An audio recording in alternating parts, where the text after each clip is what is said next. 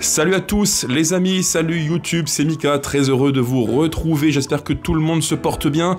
Débrief du match entre l'Olympique Lyonnais et le club bulgare de Ludogorets, donc c'était la fin des phases de championnat en Europa League et l'OL est donc qualifié directement, ce qui est bien, c'est une bonne nouvelle.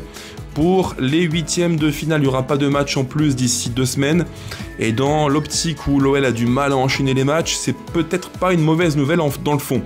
Mais évidemment, qui dit débrief dit retour sur le match en lui-même. On va l'analyser, revoir un peu ce qui a été, ce qui ne l'a pas été. Alors évidemment, après un tel match nul, un partout, il y a plus de négatifs que de positifs. Vous l'imaginez bien, parce qu'il y a encore une fois plein de choses à redire. Et je sais que vous allez encore dire, Mika, tu es pessimiste, Mika, tu es négatif. Les amis, je suis désolé, c'est le but d'un débrief. Un débrief de match après un match pareil.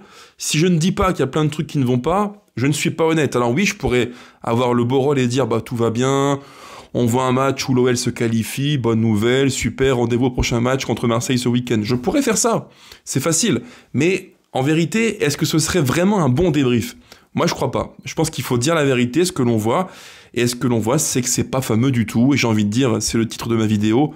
Bon courage à Paulo Fonseca, parce que vraiment, les lacunes, elles sont bien profondes, bien ancrées.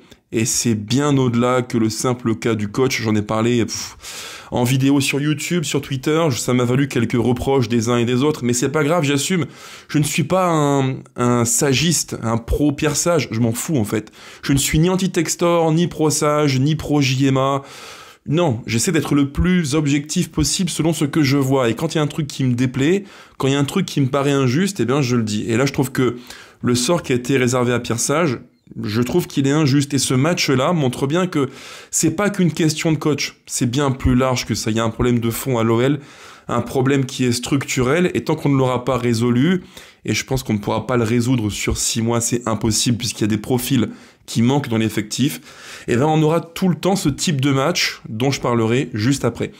Les gars, avant de commencer, pensez au petit pouce qui fait toujours très plaisir, pensez à vous abonner, pensez à commenter, à me dire en message votre point de vue sur le match, comment vous l'avez trouvé, si pour vous il y a du bon ou du moins bon, si oui, lequel, quel est votre homme du match, bref, dites-moi tout en commentaire, je lirai avec attention, et d'ailleurs j'y pense, très important, un énorme merci à tout le monde pour les centaines de messages reçus, je peux le dire, pour la vidéo sur Fonseca. Franchement, elle a cartonné quasiment 9000 ou 10 000 vues, j'ai un petit doute, dans mon souvenir, et franchement, ça me fait très plaisir. Donc merci à vous pour ça. C'est une immense fierté que de voir que le contenu est valorisé et reconnu. Ça, c'est grâce à vous, donc merci beaucoup, les amis, ça me fait vraiment chaud au cœur, et ça encourage à en faire plus.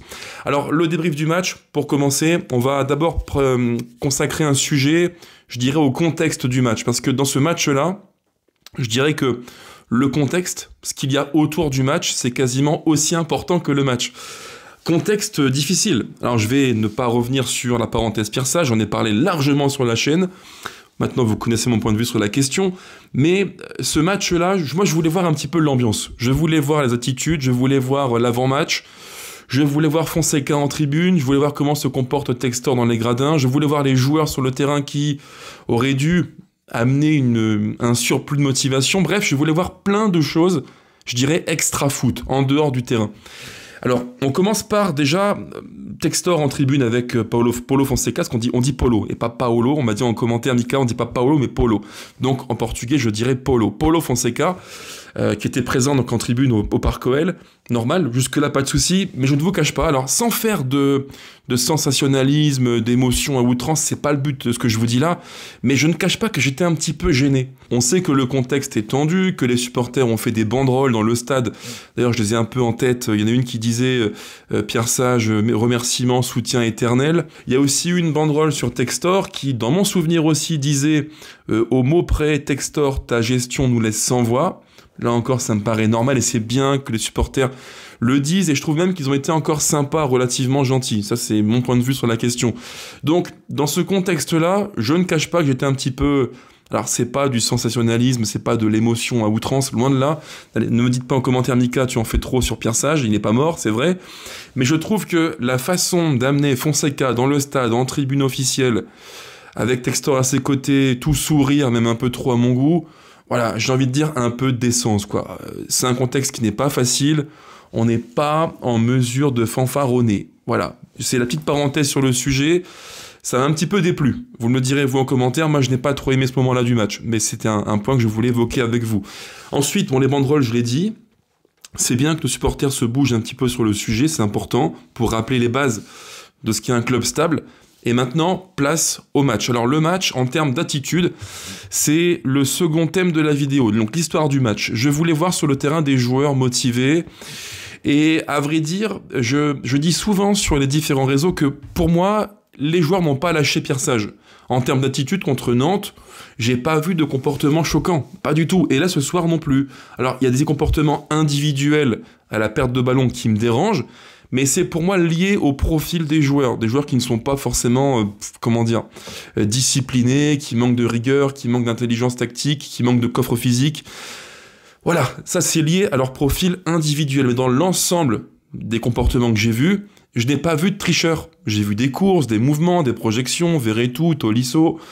J'ai vu des joueurs qui ont montré une forme d'envie, alors pas tout le temps bien menée, c'est vrai, parfois un peu maladroite, c'est vrai, mais une forme d'envie qui montrait que, voilà, ils n'ont pas lâché mentalement. Moi, j'ai pas senti une équipe qui a triché. Vous me direz là aussi en commentaire, les gones.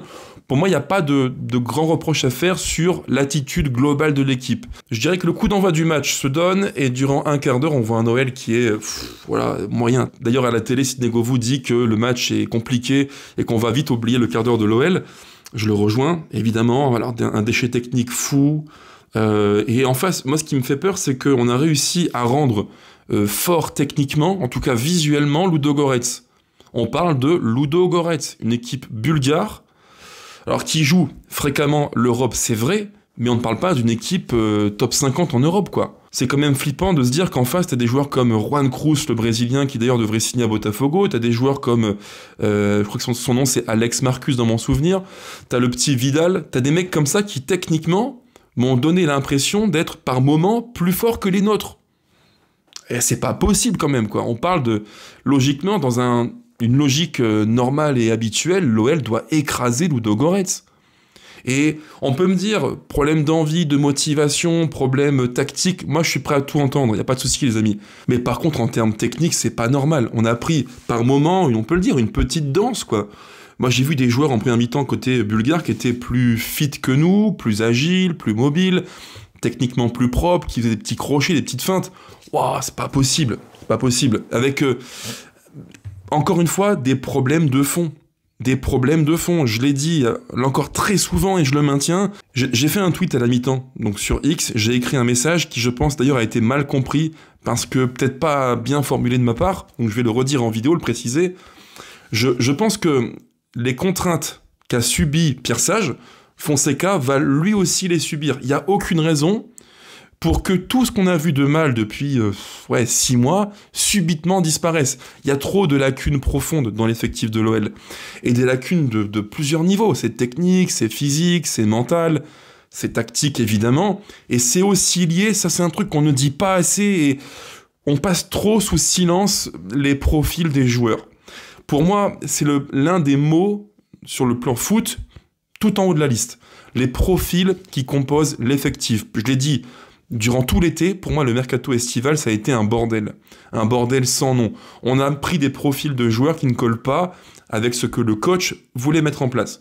Pierre Sage a souvent dit, il voulait un foot d'intensité, pressing, contre-pressing, un foot où tu peux, dans le cœur du jeu, être protagoniste, jouer relativement haut, et il te faut des joueurs qui collent à ce projet-là, à ce profil de jeu-là.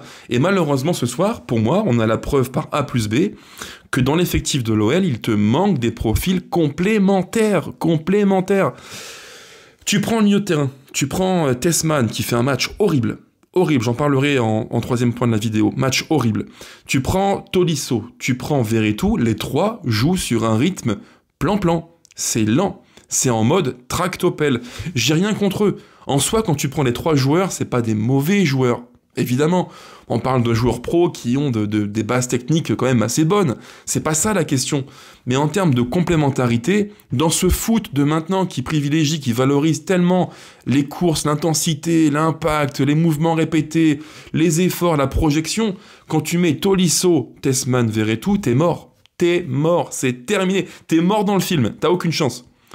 Et ce n'est que Ludogorets en face. Je tiens à le préciser. Prenez en Ligue 1 n'importe quelle équipe qui en ce moment marche bien. Vous prenez le Strasbourg de Rosenior, c'est un bon exemple. Bref, des équipes comme ça qui marchent bien. Strasbourg, dans le cœur du jeu, André Santos, plus Nanasi, plus Habib Diarra.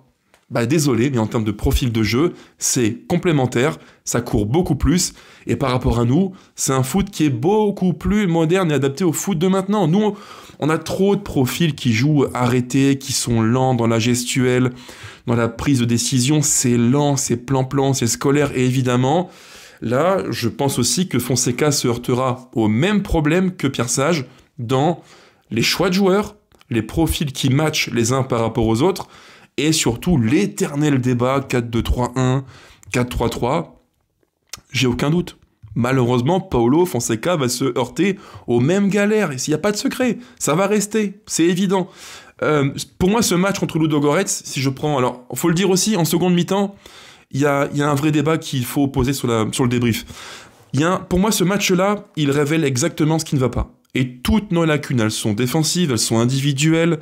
Maitland-Niles, en termes d'intensité, de respect, de la rigueur défensive, c'est mauvais, très mauvais. Abner, c'est moyen. Cherki, c'est le joueur qui cache la pauvreté de l'équipe sur le plan technique. Il est à part. Même s'il ne réussit pas tout, même s'il y a plein d'erreurs, de mauvais choix, tout ce qu'on veut, peu importe. Mais factuellement, c'est le joueur qui, dans l'effectif, peut te débloquer le match. Et quand Cherki est moins bien ou qu'il ne joue pas, ça bégaye. Voilà, c'est comme ça. Ce soir, on l'a encore vu. Quand Cherki appuie sur l'interrupteur on, quand il prend le ballon, qu'il fait une roulette en mode ish, semelle du gauche, frappe du droit, c'est le seul qui peut faire ça. Sinon, il ne se passe rien. Sinon, il ne se passe rien du tout. Il faut être logique, objectif, factuel. Sans Cherki, tu le retires ce soir, il ne se passe rien. Le match, c'est le néant. No man's land.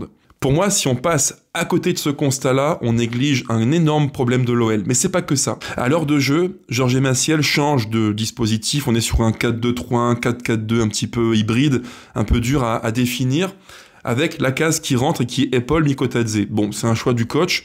Et là, c'est le débat que je soumets en vidéo à chaque débrief. Entre le 4-3-3 qui est dans l'excès d'équilibre, stérile, scolaire, plan-plan, lourdeau, et le 4-2-3-1 qui est, il faut le dire, déséquilibré, il y a un choix à faire. Et pourquoi il y a un choix à faire? Parce que tu n'as pas ce profil dans le cœur du jeu qui peut équilibrer l'équipe. Tu n'as pas ce profil-là. Tu as un joueur qui gère le tempo du match, c'est Matic. Tu as un joueur de projection, techniquement propre, mais un peu lourd, c'est Tolisso. Mais tu n'as pas ce profil qui peut faire le lien entre milieu, attaque, milieu, plus complet, plus physique, plus tonique, plus punchy, tu ne l'as pas. Et comme tu ne l'as pas, le 4-3-3, pour moi, il est hors sujet. En tout cas, avec Verretou, Tessman, Tolisso, Matic, c'est hors sujet. Et le 4-2-3-1, tu n'es pas équilibré. Et sur ce débrief, croyez-moi, je ne me priverai pas de cibler les joueurs qui, par leur attitude, pénalisent l'Olympique lyonnais. J'en ai parlé dans la vidéo sur Fonseca et sur Pierre Sage. Pour moi, Sage n'a pas été lâché par ses joueurs, il a été trahi par les joueurs, sur le plan intrinsèque, individuel. Des prestations qui ne conviennent pas, et parfois, un manque de discipline tactique défensive. Je vous mets à l'écran la séquence du but du 1 partout de Ludogorets. Regardez et comprenez pourquoi je suis à ce point-là gonflé et pourquoi j'en ai marre qu'on cible tout le temps les mauvais problèmes. On est en phase de possession, d'accord? Je vous mets à l'écran la séquence. Tolisso trouve la casette dans le camp des Bulgares et la casette se projette. Donc voilà, il veut toucher très vite. Cherki, perte de balle. C'est pas grave. Dans le foot, tu peux perdre des ballons. C'est pas un problème. Mais comme souvent je le dis, dans la foulée, switch mental, on récupère le ballon très vite en 4, 5, 6, 7 secondes. Il faut aller vite. Le foot de maintenant, c'est intensité, verticalité, puissance, récupération, sens des efforts, rigueur. Si tu fais pas ça, si tu ne fais pas ça, t'es mort. T'es mort. Et là, arrêt sur image. Regardez. À la perte de balle, ça me rend fou. Je vous entoure tous les joueurs qui s'en battent les couilles. J'emploie le pardon, c'est vulgaire. C'est très cru et vulgaire ce que je dis. Qui s'en battent les couilles du repli défensif. Ils n'en ont rien à cirer. Abner, lui, c'est le seul. Vous voyez à l'écran, c'est le seul qui fait le repli défensif. Cherki, out. Nuama, out. Mikotadze, out. En haut à droite, Maitland-Niles au petit trot. Les 4 que je vous cite là, ils s'en battent les couilles complets du repli défensif. Ce qui fait qu'en l'espace de 3 secondes, On passe d'une possession de l'OL en bloc haut dans le camp des Bulgares à une phase de transition attaque-défense où on n'est plus que, je vous l'ai mis à l'écran, 1, 2, 3, 4, 5, on est en 5 contre 5. Ou 5 contre 4. Lacazette, qui fait l'effort défensif, Matic, plus Tolisso, Tchaletatsar, Nakate, 5 joueurs. Tout le reste, équipe coupée en deux, ils n'en ont rien à faire. Alors si, il y a Abner qui fait l'effort, Abner aussi. Ça fait donc 6 joueurs qui font l'effort de revenir en défense. Tout le reste, ils s'en battent les coucougnettes, rien à cirer. Est-ce que ça, c'est un problème lié à l'entraîneur? Pour moi, non. C'est un problème de mentalité qui, depuis trop longtemps, depuis des mois et des mois, est souligné à chaque débrief. Et je pense qu'il est grand temps qu'on mette le nez dans le caca de ces joueurs qui n'arrivent pas à se motiver, à switcher mentalement dès qu'on est en phase de repli défensif. C'est systématique, ça a tué sur de nombreux matchs l'équipe, de nombreux matchs, il y a eu des matchs qui m'ont rendu fou à me taper le crâne contre un mur où je voyais bien que défensivement ça ne suivait pas, c'est systématique, il y a eu des matchs où en transition c'était trop facile pour l'équipe d'en face, et là, rebelote, on a encore une fois l'exemple qui prouve que en une transition, sur 2-3 passes, on est foudroyé directement. Donc j'ai envie de dire un truc tout simple, Pierre Sage n'est plus là, c'est vrai.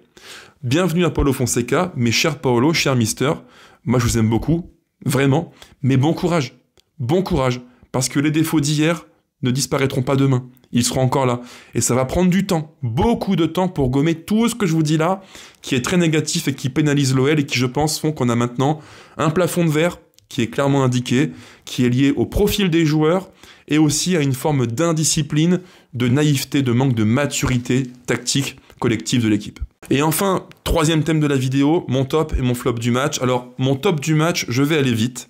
Alors, c'est un match qui est dans l'ensemble très moyen, hein, même si à la fin de match, il y a plus de jeux en 4-2-3-1, 4-4-2, mais plein de déséquilibres aussi. Je dirais que pour moi, le joueur qui est le plus convaincant, c'est Cherki. Même si c'est imparfait, même s'il y a plein de défauts, parfois des touches de trop, faut le dire aussi, c'est vrai. Mais alors, c'est le seul, c'est vraiment celui qui cache la forêt. C'est celui qui masque la pauvreté de l'animation de l'équipe. Et si on prend ses stats de match, je ne les ai pas sous les yeux, mais à mon avis, il crée très facilement, il doit créer, je pense, 4-5 passes clés. Comptez toutes ces passes que lui seul voit dans le cœur du jeu, où il peut trouver du droit, du gauche, Mikotadze, Lacazette, c'est le seul qui peut faire ça, c'est le seul. Donc pour moi, c'est mon top du match, et c'est, comme je vous l'ai dit, celui qui va masquer la pauvreté de l'équipe. Maintenant, mon flop du match, alors c'est un peu dur parce qu'il a peu joué récemment, c'est vrai, mais Tessman, ça va pas, c'est pas possible. Manque de mobilité, techniquement un déchet de fou furieux. Ce soir, il avait des airs de Lucas Touzard. Mais vraiment, hein. Et le Touzard du pauvre, hein, qui manquait de coffre. Parce qu'encore, lui, Touzard, il avait le coffre, le volume physique, la puissance. Mais Tessman, c'est lent, techniquement, c'est pauvre, vision de jeu moyenne, prise de décision extrêmement lente. Waouh, ça pique. Honnêtement, ça pique vraiment. Et là, pardon les amis, hein, je sais qu'il y a beaucoup de monde qui disait en commentaire sur Twitter ou YouTube, qui m'ont écrit Mika, nous on veut voir Tessman. Pardon les amis, hein, mais Matic, il est là, Tessman, il est là. Il lui arrive même pas à la cheville, il n'y a même pas de débat. Il y a 2 mondes d'écart, c'est pas le même foot, hein, clairement. Matic, il a plein de défauts, il manque de volume de jeu, il est lent, tout ce qu'on veut, pas de souci. Mais techniquement, quand il pose le pied sur le ballon, il fait la leçon à tout le monde. C'est tout, point barre. Et ça montre bien que cet effectif-là, il est construit vraiment n'importe comment. Il y a un manque de cohérence des profils de joueurs qui font que, bah voilà, quand tu es en phase de transition, quand tu veux jouer en bloc haut, tu manques de dynamisme, t'as pas assez de profil de rupture, et quand tu dois jouer en transition attaque vers ton camp, donc attaque-défense, bah Tessman, il est en PLS parce qu'il est lent. Voilà, il est lent. Et quand tu cumules Verretou, Tolisso, Matic, Tessman, eh ben t'es en grande difficulté. Point barre, il n'y a pas de secret. Comme souvent je le dis, une équipe qui marche bien, c'est un effectif adapté à ton coach, un coach choisi par la direction et un ensemble qui est stable et solide.